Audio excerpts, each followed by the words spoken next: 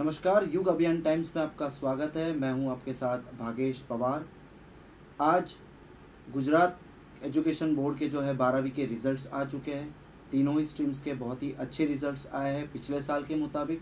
और जो विद्यार्थी है जो पास हुए हैं और जो विद्यार्थी अभी 12वीं में आएंगे उनको किस तरह से आगे पढ़ाई करनी चाहिए, किस तरह से आगे अच्छे रिज़ल्ट्स लाने चाहिए और क्या गाइडलाइंस है आगे के एडमिशन्स के लिए, उस सब जानकारी के लिए आज हमारे स्टूडियो में उपलब्ध है अम्बेश सुथार सर, जो कि मैनेजिंग डायरेक्टर है मोशन एजुकेशन कोटा के सेंटर गुजरात में, और ज़्यादा फोकस वो वडोदरा सेंटर पे करते हैं और वो साथ ही फाउंडर और डायरेक्टर है अध्ययन एजुकेशन के। तो सीधा हम उनसे ही चर्चा करेंगे कि आज का जो रिज़ल्ट आया है उसके बारे में उनका क्या कहना है और क्या किस तरह से वो है मार्गदर्शन करना चाहेंगे जो विद्यार्थीगण हैं उनके लिए। सर, बहुत बहुत स्वागत है आपका युग अभियान टाइम्स में। सर, पहले तो मैं चाहूँगा कि आप दर्शकों को अपना जो इंट्रोडक्शन है वो दें। मैं अम्बेश सुथार, मोशन एजुकेशंस का जो क्वालिटी सिस्टम्स हैं हम गुजरात के बच्चों को सेम रेप्लिकेशन मोड्स यहाँ पे दे रहे हैं और हर बच्चा हमारे लिए ख़ास है। इस हेतु के साथ हम यहाँ पे कार्यरत हैं। हम प्रत्येक विद्यार्थी में ओवरऑल डेवलपमेंट के लिए अलग अलग एक्टिविटीज़ करते हैं। हम एजुकेशंस में काफ़ी टाइम से हैं ऑलरेडी। यदि हम देखते हैं तो मेडिकल्स, इंजीनियरिंग के साथ साथ हम बोर्ड को भी इतनी ही प्राथमिकता देते हैं जितने एजुकेशंस के लिए प्रत्येक सब्जेक्ट्स हैं। हमारे यहाँ पे टीचर्स हर एक सब्जेक्ट्स को प्रॉपर ध्यानपूर्वक और स्टूडेंट्स की एबिलिटी के अकॉर्डिंग उनका मूल्यांकन करके हम रिजल्ट्स के लिए कार्यरत होते हैं। मैं अम्बेश सुथार ऑलमोस्ट गुजरात में काफ़ी टाइम से हूँ और मुझे गुजरात ने बड़ी अच्छी चीज़, जो एक प्रेम, जो पिता का प्रेम एक बच्चे के लिए रहता है, वो आप यहाँ पे विद्यार्थियों के पेरेंट्स का प्रेम देख पाओगे। क्योंकि गुजरात ही एक ऐसी जगह है जहाँ पे बच्चे से ज़्यादा पेरेंट्स को एग्ज़ाम्स की चिंता होती है। और सबसे बड़ी चीज़, एग्ज़ाम टाइम पे पेरेंट्स वो 3 घंटे धूप में बाहर खड़े रह के वो उस स्टूडेंट्स का चेहरा देखना चाहता है कि जब बाहर निकलता है तो खिलता हुआ चेहरा है। तो हम काफ़ी यहाँ के पेरेंट्स और विद्यार्थियों के योगदान के लिए मैं चाहूँगा कि ऐसे पेरेंट्स और ऐसे विद्यार्थी जो कार्यरत प्रणाली में कार्यरत हैं वो हर एक जगह होने चाहिए। सर, रिजल्ट्स की बात करना चाहूँगा। बहुत ही अच्छे रिजल्ट्स आए पिछले साल के मुताबिक, क्या कहना चाहेंगे इस पर? सर, रिजल्ट्स की बात करते हैं तो हम ओवरऑल रिजल्ट्स बात करेंगे तो लास्ट ईयर की कंपैरिजंस में हम ओवरऑल 20% एंड -5% के रेंज में हर एक स्ट्रीम में रिजल्ट इंक्रीज़ हुआ है। अगर मैं बात करता हूँ साइंस स्ट्रीम में तो लास्ट ईयर जो रिज़ल्ट था वो 65.58, उसकी कंपैरिजंस में आज जो साइंस का रिजल्ट्स आया है दैट इज़ 82.45, मतलब लास्ट ईयर की कंपैरिजन में काफ़ी अच्छा है। और मैं जनरल स्ट्रीम की बात करता हूँ तो जो लास्ट ईयर रिज़ल्ट हमारे पास 73 था, उसकी कंपैरिजन में इस बार रिज़ल्ट्स अप्रॉक्स 92 आ गया है। मतलब रिज़ल्ट्स बहुत अच्छा आ रहा है। जिस तरीके से सरकार one nation one education system में इम्प्लीमेंट्स करना चाह रही है, इस बार गुजरात स्टेट में काफ़ी सब्जेक्ट्स में हुआ है और देखा जाए तो उन सब्जेक्ट्स के अकॉर्डिंग रिज़ल्ट्स का मूल्यांकन कर सकते हैं। सबसे बड़ी चीज़ कहना चाहूँगा, ओवरऑल रिज़ल्ट इस साल बड़ा अच्छा आया है। ये रिज़ल्ट्स के लिए मैं बच्चों को और education system of the Gujarat दोनों को योगदान देना चाहूँगा। सर, कोई रीज़न हो सकता है इतना जो परसेंटेज बढ़ा है रिजल्ट्स में कि बच्चों ने इस बार ज़्यादा मेहनत की है या कुछ सिलेबस में चेंजेस हुआ या फिर जो मूल्यांकन किया जाता है, जो चेकिंग होती है एग्ज़ाम्स की, या पेपर्स इतने इजी थे? क्या रीज़न हो सकता है इसके पीछे? ये आपका क्वेश्चन नहीं है, ये आज गुजरात में प्रत्येक पेरेंट्स और इस रिज़ल्ट्स को ध्यान में देखते हुए लास्ट ईयर के स्टूडेंट्स या आने वाले स्टूडेंट्स भी ये क्वेश्चन ज़रूर करेंगे, सर सडनली रिज़ल्ट्स इंक्रीज़ कैसे? तो हमारे यहाँ पे 2 चीज़ें थी। एक तो हम NEP 2020 को स्टेट बोर्ड के करिकुलम्स में ऐड कर दिया है। दूसरी चीज़, अभी जो सिनेरियो है इलेक्शंस, ये चुनाव की प्रक्रिया हर एक राज्य में जिस स्तर से होनी चाहिए उसको ध्यान में रखते हुए हमारे यहाँ पे जो टीचर्स को कार्यरत किया जाता है इलेक्शंस कमेटी में, तो ये रिजल्ट्स थोड़ा जल्दी देना ही था, और उनके फलस्वरूप जो रात दिन मेहनत करके जो टीचरों ने योगदान दिया है, उनके कारण ये बार रिजल्ट्स इतना जल्दी आया है। सर, आगे की पढ़ाई की बात करें, अब जिस तरह से विद्यार्थीगण अभी पास हुए हैं, किस तरह से किस विद्यार्थियों को आगे स्ट्रीम में जाना चाहिए? जो साइंस में भी बहुत सारे डिपार्टमेंट्स होते हैं, मेडिकल होता है, इंजीनियरिंग होता है, कॉमर्स में भी जो है अकाउंटिंग में जाते हैं लोग हैं, चार्टर्ड अकाउंटेंट है या ICW है, तो किस तरह से आप गाइड करेंगे स्ट्रीम्स के बच्चों को? सबसे बड़ी चीज़ तो हर एक स्टूडेंट में अपने सब्जेक्ट्स और अपने अकॉर्डिंग एक स्किल होती है। हर पेरेंट्स को वो स्किल ध्यान में लेना चाहिए। हर पेरेंट्स और टीचर्स को अपने हर एक बच्चे का मूल्यांकन करके उसे उस फील्ड में मार्गदर्शन देना चाहिए। अब मैं एक एग्जांपल देना चाहता हूँ। अभी आज का रिजल्ट्स टोटल A1 आज देखते हैं तो 1034 A1 आए हैं। अब ये लास्ट ईयर की कंपैरिजन में बात करेंगे तो बहुत ज़्यादा है, ऑलमोस्ट मतलब ये समझ लो कि डबल से भी बहुत ज़्यादा है। तो जब आप कंपेयर कर रहे हो रिजल्ट्स की, तो क्या लास्ट ईयर के बच्चे क्वालिफाई नहीं थे? वो भी थे। बट जब हम ओवरऑल रिजल्ट्स की बात करते हैं तो हर बच्चे को इसका मूल्यांकन परसेंटाइल और अपने सब्जेक्ट में उसकी आत्मरुचि कितनी है। सबसे बड़ी चीज़ कहना चाहूँगा, हमारा गुजरात का जो टेरिटरी है, पूरा एरिया जिसे हम 35+1 एक टेरिटरी में बांटा गया है। अगर हम 4 ज़िले की बात करते हैं, जैसे खास करके देखना चाहेंगे तो सूरत, राजकोट, वडोदरा और नवसारी। अगर हम सूरत की बात करते हैं 328 A1 है। सिर्फ हम राजकोट की बात करते हैं तो 96। वडोदरा के आज की रिजल्ट्स की बात करते हैं 67 स्टूडेंट्स A1 हैं। और सेम चीज़ नवसारी, एक छोटा सा जिला है बट वो 62 A1 लेके बैठा है। आप सोचिए, अगर मैं ये चारों जिले के बच्चों के A1 को टोटल कर दूंगा तो ओवरऑल जो हमारा गुजरात का जो रिजल्ट्स है ये उनसे भी ज़्यादा हो रहा है। मतलब आज हर बच्चे के अंदर की एक स्किल, उसके मार्क्स के कारण हम मूल्यांकित नहीं कर सकते हैं। एक रिज़ल्ट और एक मार्क्स एक फेज़ क्लियर कराता है। अगर हम बच्चे का ओवरऑल डेवलपमेंट देखते हैं तो स्किल बहुत बहुत ज़रूरी है। यानी हर बच्चे को अपने स्किल्स के अकॉर्डिंग अपने टीचर्स और पेरेंट्स के साथ कंटिन्यूसली इसके रिगार्डिंग डिस्कस करना चाहिए। और जैसे आपने बताया आज के रिजल्ट्स, तो आने वाले टाइम में जैसे आप काफ़ी टाइम से सुन रहे हो, data science, genetical engineering, aeronauticals, biotechnologies, ये आने वाले टाइम के बूमिंग सेक्टर्स हैं। जबकि इनके बारे में अभी भी स्टूडेंट्स को अवेयरनेस थोड़ी कम है। तो हम चाहते हैं हर एक स्टूडेंट्स, वो साइंस बैकग्राउंड्स हो, journals like the commerce and the arts हो, हर बच्चे को अपने फील्ड के अकॉर्डिंग संपूर्ण ज्ञान होना चाहिए। जैसे मैं कॉमर्स की बात करूँगा या आर्ट्स की बात करूँगा तो actually psychology is very good, बहुत अच्छे डिपार्टमेंट्स हैं जो डेवलपिंग सेक्टर्स में जा रहे हैं। इसलिए हर बच्चे को अपने अकॉर्डिंग अपने सब्जेक्ट्स को ध्यान में रखते हुए अपने लिए मूल्यांकन करके ही इम्प्लीमेंट्स करना चाहिए। सर, लैंग्वेज कितना इम्पोर्टेंट है? अगर हम बात करें वडोदरा में, यस, तो एक बच्चा है जो 12वीं की परीक्षा दे रहा है, वो गुजराती मीडियम से भी दे रहा है, कुछ इंग्लिश मीडियम से भी दे रहा है, कॉमर्स की। उसके बाद वो MS यूनिवर्सिटी में BCom की पढ़ाई के लिए जाते हैं, एडमिशन लेना है। तो जो इंग्लिश मीडियम वाला ही नो इंग्लिश कि पूरा इंग्लिश में रहेगा सब्जेक्ट, लेकिन जो गुजराती मीडियम वाला है उसके लिए पूरा जो है चेंजेस इंग्लिश में हो जाएगा।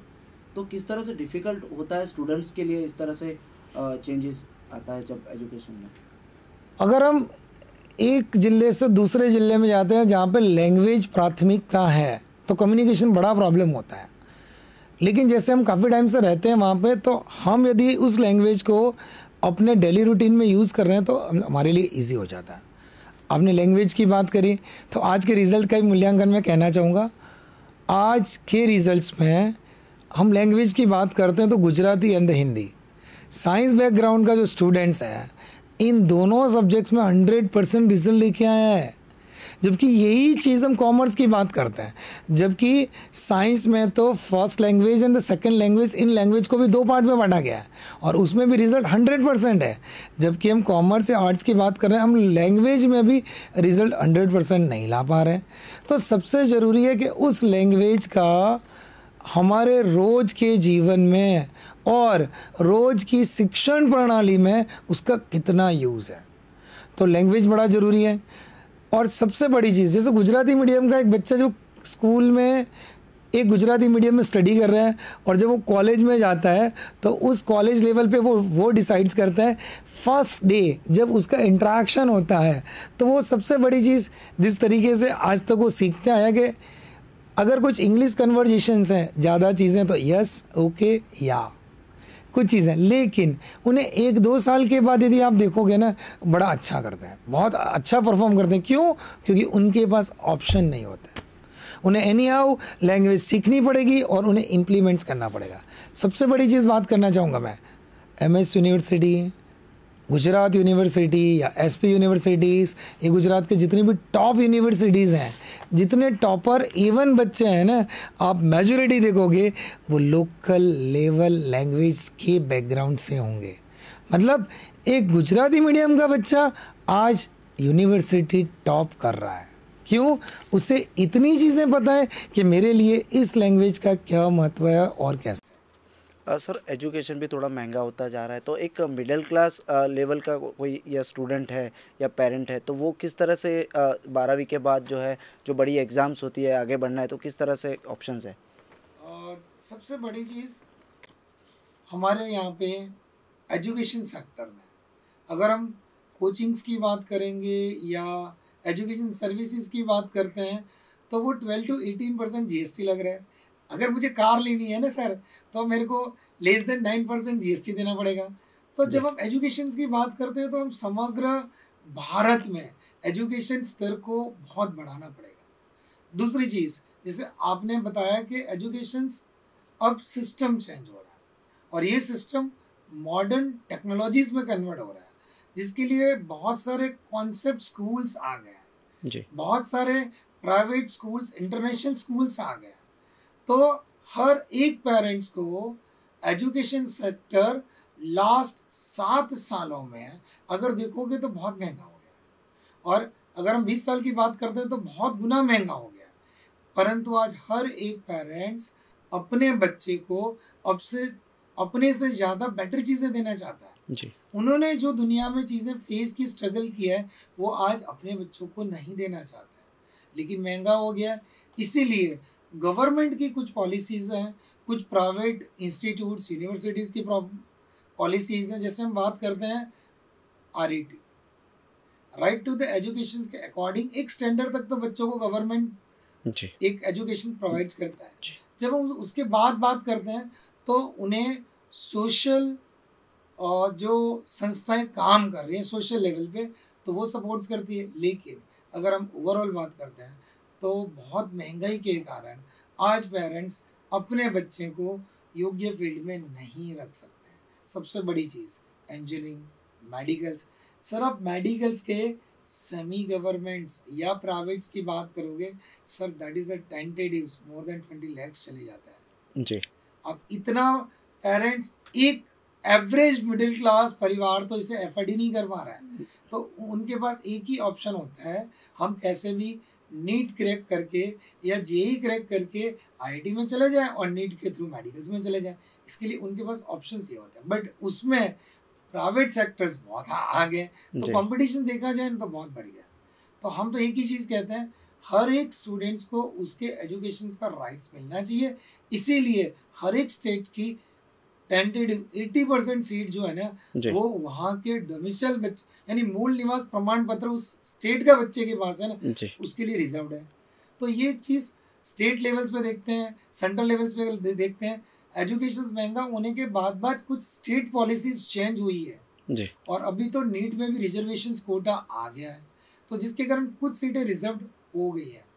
लेकिन कॉम्पिटिशन्स और महंगाई की दरों को ध्यान में रखते हुए एजुकेशंस आज भी हायर सेकेंडरी लेवल्स पे और कॉलेज लेवल्स पे काफ़ी महंगा है। सर आप तो एजुकेशन सेक्टर में बहुत अनुभवी है, क्या मत एज अ टीचर या शिक्षक आप क्या एक्सपेक्टेशन रखते हैं, गवर्नमेंट ने क्या और चेंजेस लाने चाहिए एजुकेशन पॉलिसीज़ में, हायर एजुकेशंस में?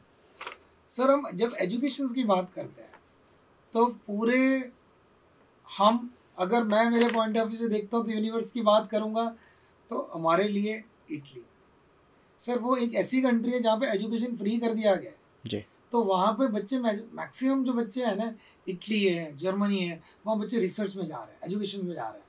क्यों? गवर्नमेंट का एम ही है कि सारी जनता एजुकेटेड हो। लेकिन हम जिस तरीके से रेट देखते आ रहे हैं हमारे यहाँ पे 8th के बाद, 10th के बाद, 12th के बाद, तो ओवरऑल ग्राफ जो है ना बच्चों का वो गिर रहा है जी। क्यों?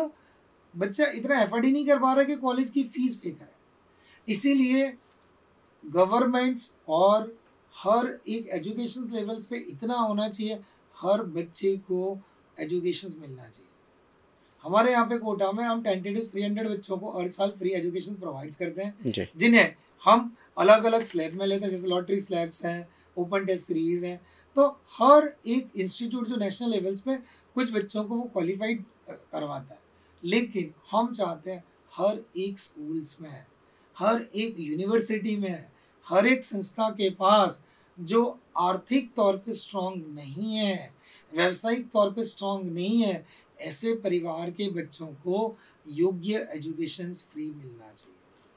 सर कुछ यूनिवर्सिटीज़ की बात करें तो जिस तरह से होता है AAA+ और दूसरे भी एक दो को, क्या मतलब होता है इस चीज़ के, और सर क्या समझना चाहिए स्टूडेंट्स एक स्टैंडर्ड एजुकेशन की एक स्टैंडर्ड क्वालिटीज़ है, जैसे ISO ISI एक स्टैंडर्ड्स है। तो यूनिवर्सिटीज़ और कोचिंग्स ने अपने आप को एक स्टैंडर्ड फॉर्मेट में मूल्यांकन करने के लिए एक सर्टिफाइड सिस्टम्स बना दिया है। NAAC है, UGCs है। तो ये जो कुछ सर्टिफाइड्स होते हैं प्राइवेट यूनिवर्सिटीज़ हैं, बट वो सर्टिफाइड है जी। तो सबसे बच्चा जो है ना, आजकल की सिस्टम्स जो दिखता है वो बिकता है जी। इसलिए मैं आपके माध्यम से हर एक पेरेंट्स को ज़रूर कहना चाहूँगा, आप किसी भी स्कूल, किसी भी इंस्टीट्यूट्स, किसी भी यूनिवर्सिटीज़ और किसी भी कॉलेज में एडमिशन लें, उस इंस्टीट्यूट्स या उसके बारे में संपूर्ण मूल्यांकन कर लिया जाए और आर्थिक और आपके लिए कितने एजुकेशन पॉइंट ऑफ व्यू से योग्य, ये बहुत ज़रूरी है। सर सर्टिफिकेट्स यूनिवर्सिटी को मिल रहा है, लेकिन जो बच्चा उस यूनिवर्सिटी में एडमिशन लिया है वो किस लेवल्स पे जा पाएगा। आज अगर मैं गुजरात की बात करता हूँ sir, LD, MSU, BVM, SP, ये हर एक डिविजन्स में प्लेसमेंट्स के लिए रेंज रिप्रेजेंट नहीं करते हैं। क्यों? ये क्वालिटीज़ मेंटेन करना है और सारे सबको पता है कि क्वालिटीज़ हैं, बेस्ट सिस्टम मिलेगा। लेकिन कुछ प्राइवेट यूनिवर्सिटीज़ हैं वो marketing point of view spread हो रही है। तो हर पेरेंट्स को मैं यही चाहूँगा, अगर इंस्टीट्यूट्स भी है, स्कूल्स भी है और अगर कॉलेजेस भी हैं, तो उनका मूल्यांकन बच्चों के ओवरऑल आउटपुट परसेंटेज से होना चाहिए। एक सिंपल और नॉर्मल जनरल क्वेश्चन करना चाहूँगा सर, जो होता है जिस तरह से कि मेरे दोस्त है या मेरे मित्र ने इस कॉलेज में एडमिशन लिया, इसमें इसलिए मैं उस स्ट्रीम में जाऊँ, या मैं इस कॉलेज में लिया तो अपने पेरेंट्स को बोल के मैं भी इनके साथ जाना चाहता हूँ। तो आजकल की जो जनरेशन में किस तरह से चल रहा है सर, क्या मैसेज देना चाहेंगे इस बारे में आप? ये बड़ा अच्छा क्वेश्चन है। आज हम सब रियल लाइफ की जगह रियल लाइफ में जा रहे हैं। सर आज मेरे परिवार में अगर 15 लोग रहते हैं तो मुझसे रोज़ बात हो, इससे ज़्यादा आज की जनरेशन्स को ये ज़्यादा अच्छा लगता है कि मैंने पोस्ट किया तो कितने लाइक्स आ रहे हैं जी, कितने व्यूज़ आ रहे हैं जी, और कितने मेरे चैनल्स को सब्सक्राइब किया गया, फॉलो किया गया। आज के बच्चों को और पेरेंट्स को हम तो यही कहना चाहेंगे, आज इन रियल वाली लाइफ से दूर होके रियल लाइफ में जिए। और अगर मेरे फ्रेंड ने यहाँ एडमिशन लिया तो मैं लूँ उसकी जगह पे, क्या जिस जगह पे मैं जा रहा हूँ मेरे सब्जेक्ट्स को ध्यान में रखते हुए क्या ये सिस्टम योग्य मूल्यांकन कर पाएगा, क्या मुझे उस स्टेज तक जाना है जो ये क्या लेके जा पाएंगे। और सबसे ज़रूरी आजकल की जनरेशन्स के रिगार्डिंग हम देखते हैं ओवरऑल डेवलपमेंट्स के लिए बच्चा तो जिम्मेदार है, लेकिन उस बच्चे के साथ साथ दो और लोग जिम्मेदार हैं, एक पेरेंट्स और एक टीचर्स। हम पेरेंट्स और टीचर्स की क्यों बात करते हैं? क्योंकि बच्चा यंग है, वाइब्रेटिंग मोड्स आएंगे, लेकिन ये दो ही बॉडी ऐसी है कि उसके इन वाइब्रेशंस को कंट्रोल करके योग्य मार्गदर्शन में अगर गाइड किया जाए तो बच्चा बहुत अच्छा रिजल्ट्स लाएगा। इसलिए मैं हर एक पेरेंट से, हर एक बच्चे से कहना चाहूँगा, डिजिटल डिवाइस, मोबाइल और टेलीविज़न से हो सके जितना अपने आप को दूर रखें। सर, हम साइंस स्ट्रीम की बात कर रहे हैं और साथ साथ गुजसेट की भी बात करें, क्या होता है इस बारे में थोड़ा सा 2 मिनट डिटेल में बता पाएंगे? चलिए, बड़ी अच्छी चीज़ है। साइंस स्ट्रीम में अगर हम ऑल इंडिया लेवल देखते हैं तो जेई और नीट आ गया। अब जेई यानी कि मेडिकल्स और में के लिए बच्चों के लिए मतलब नीट देना पड़ेगा, और आईआईटीज़ जाना, एनआईटीज़ जाना तो जेई देना पड़ेगा। अब हमारे गुजरात सरकार ने काफ़ी सालों से गुजरात के बच्चों की प्रायोरिटी को ध्यान में रखते हुए गुजसीटी रखा, यानी बच्चा बोर्ड की एग्ज़ाम्स तो दे रहा है जिसका पैटर्न है subjective and the MCQs both जी। जबकि गुजकैट बच्चा जो दे रहा है उस गुजकैट में बच्चे को ओनली द एमसीक्यूज आएंगे और कुछ लेवल जो है वो कॉम्पिटिटिव लेवल्स के अंतर्गत आएंगे। यानी गुजरात सरकार ये तो जरूर चाह रही है कि बच्चा 12th में बोर्ड पे जितना ध्यान दे रहा है कॉम्पिटिटिव पे ध्यान दे। अगर बच्चा बहुत अच्छा कर रहा है तो वो बोर्ड के साथ साथ अपने आप को उस कॉम्पिटिटिव लेवल्स पे भी रिप्रेजेंट तो कर ही देगा, और वो बच्चा रिजल्ट अच्छा ले आएगा दोनों पे, बोर्ड पे भी और कॉम्पिटिटिव के एग्ज़ाम पे भी। लेकिन आने वाले टाइम में जिस तरह के अभी के गुजरात बोर्ड और दूसरे स्टेट में चीज़ें हो रही है उनको ध्यान में रखते हुए आने वाले टाइम में क्या पता इस गुजकैट का स्थान जेई और नीट ले लें।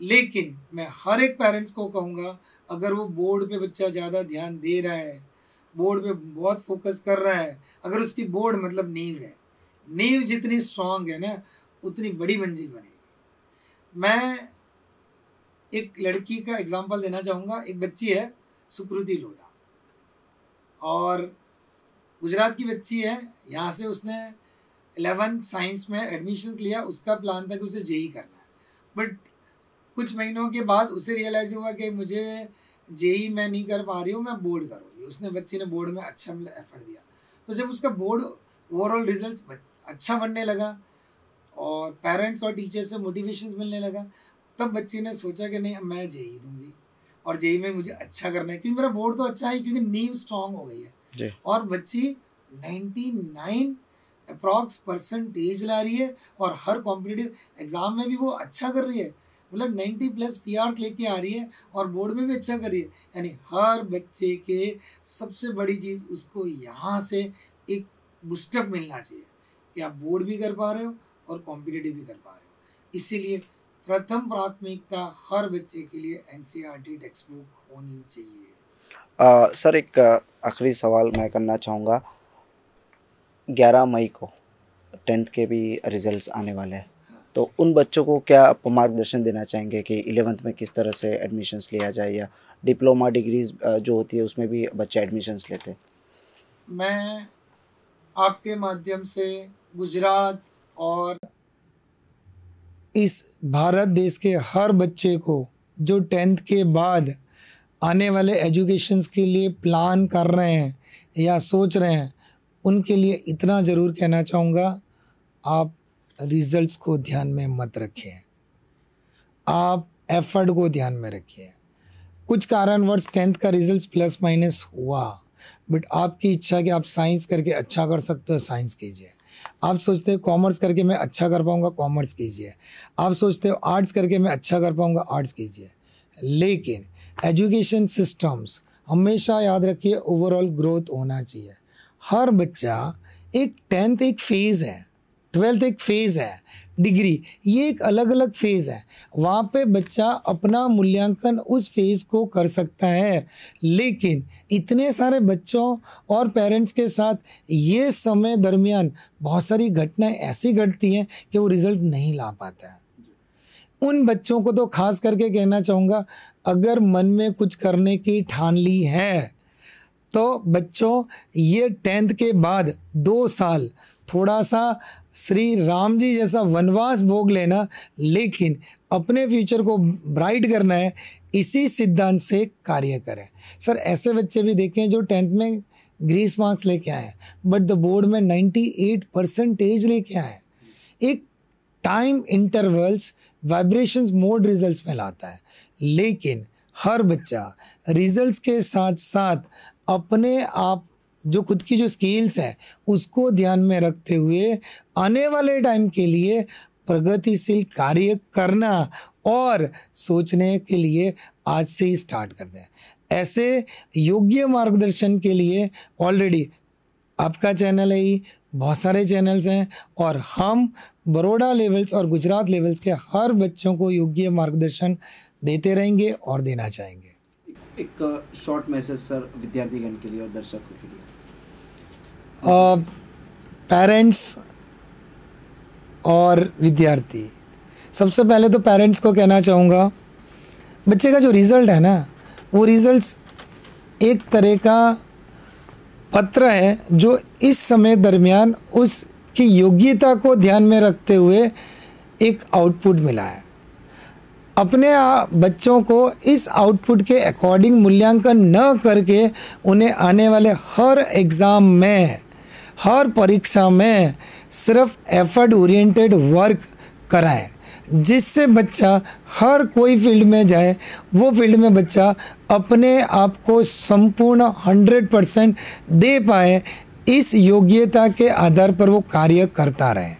और विद्यार्थियों, अभी तो 12th का रिजल्ट्स आ गए, अगर अभी भी आपकी इच्छाएं जेई, नीट और कुछ कॉम्पिटिटिव्स को ध्यान में रखते हुए एनडीए और ऐसे कुछ कॉम्पिटिटिव जो नेशनल लेवल्स पे आपको रिप्रेजेंट करते हैं, तो अभी भी आपके पास टाइम है, आप तैयारी करते रहिए और योग्य शिक्षक के द्वारा मार्ग भी चूज़ कीजिए। दूसरी चीज़, 10th के बच्चों, आने वाला समय अभी 11 तारीख को टेंटेटिव डेट्स गवर्नमेंट ने डिक्लेयर कर दी है, रिजल्ट्स आ जाएगा।